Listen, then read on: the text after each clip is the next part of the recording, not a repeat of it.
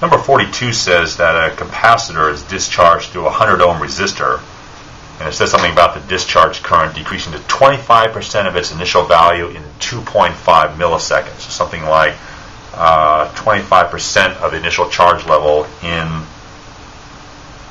2.5 milliseconds. And so the question is, what is C equal to for this capacitor? So if there's some capacitor sitting over here with capacitance C, and this happens, initial charge decreases to 25% of its initial value in 2.5 milliseconds, what was the C? So when you look at the circuit here, you sort of have to assume or know that the capacitor has been fully charged up like this. Initial charge here is, say, Q naught. Now, you don't know what that number is, but what you do know is that the Q at 25 milliseconds has been decreased by 25%.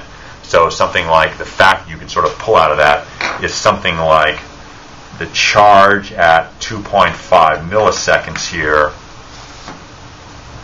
over the initial charge, say over the Q naught, all that's equal to 0.25. That's sort of my interpretation of what they're saying there. So this is the initial charge. This is the charge evaluated at 2.5 milliseconds. That drops to 25% there.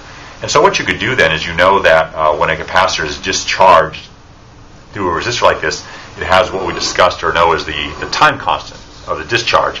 And the time constant is just tau here, which is none other than R times C. Furthermore, there's a law which governs how the charge comes off the capacitor. In particular, Q at any given time is initial charge times e to the minus t over tau. Okay, this is the discharge rate of a capacitor, so it's an exponential decrease. So if you look at sort of what the graph of this might look like, it would be something like this. This was time, and this is Q right here. At time t is equal to 0, the charge starts out fully charged up. So this Q value over here is something like Q naught. That's the initial charge on the capacitor. And as time goes along, it just starts bleeding off and bleeding off and bleeding off. There's an exponential decrease in the charge. So when they're asking for the charge at 25%, it means that this Q naught here has dropped to 25% of that, or maybe somewhere like down here. They'd like to know that this happens at 2.5 milliseconds there. They'd like to know what C capacitance must have happened to cause that to occur. So it's a pretty straightforward application of this discharge equation right here. In particular, if I move the Q naught down like this, I can just say that Q over Q naught, which is this fraction in question that's dropped 25%, 0.25, that's all equal to this exponential decay here, and this t here will be 25 or 2.5 times 10 to the minus 3.